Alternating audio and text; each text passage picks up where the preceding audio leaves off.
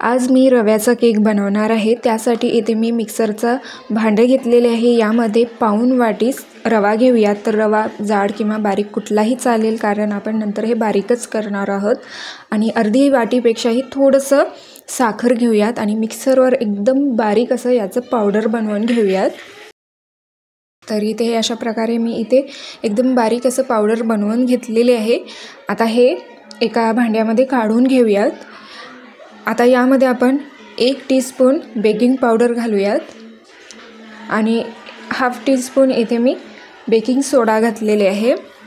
यामध्ये आता अगदी चिमूटभर मीठ घालूयात। मिठामुळे केकचा टेस्ट इन्हॅन्स होतं।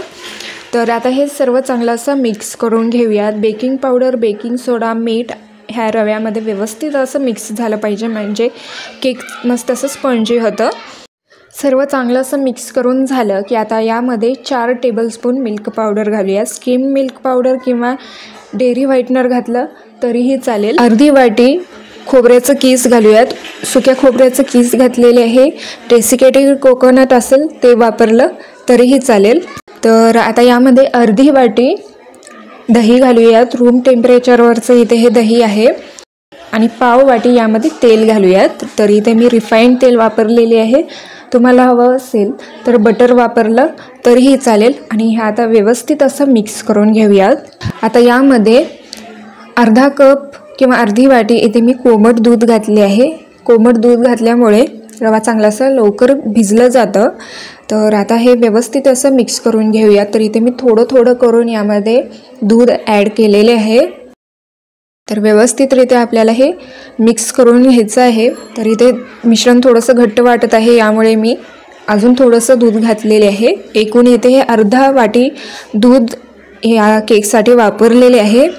तर इथे हे सगळं चांगलं असं मिक्स करून झालेलं आहे। आता यामध्ये 1 टीस्पून व्हॅनिला इसेन्स घालूयात आणि परत एकदा हे चांगलं असं मिक्स करून घेऊयात। व्हॅनिला इसेन्सला वेलचीसोबत रिप्लेस करू शकता।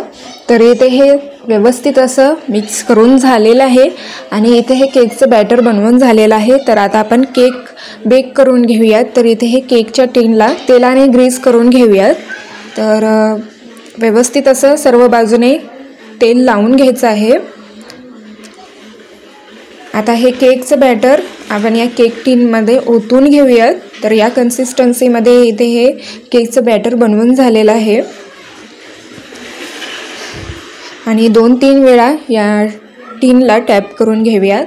आणि आता प्रीहीट केलेल्या कढईमध्ये आपण हे केक टिन ठेवून एक 35 ते 40 मिनिटे लो फ्लेमवर केक बेक करून घेऊयात। तोपर्यंत आपण शुगर सिरप बनवून घेऊयात। तर इथे मी अर्धा कप साखर आणि अर्धा कप इथे पाणी घेतलेले आहे आणि साखर पूर्णपणे विरघळून घेऊयात। साखर पूर्णपणे विरघळलं की 2 मिनिटे आपण लो फ्लेमवर हे सिरप परत एकदा उकळून घेऊयात। तर अशा प्रकारे इथे हे शुगर सिरप तयार आहे। तर इथे हे केक हे चांगलं असं 40 मिनिटे लो फ्लेमवर बेक करून घेतलेले आहे। आता आपण जे शुगर सिरप बनवलेलं आहे या केकवर टाकून घेऊयात। 1-2 मिनिटे हे केक चांगलं असं सोक होऊ देऊयात आणि नंतर या केकला कट करूयात। तर इथे मी छोट्या छोट्या स्क्वेअर शेपमध्ये हे केक कट करून घेत आहे।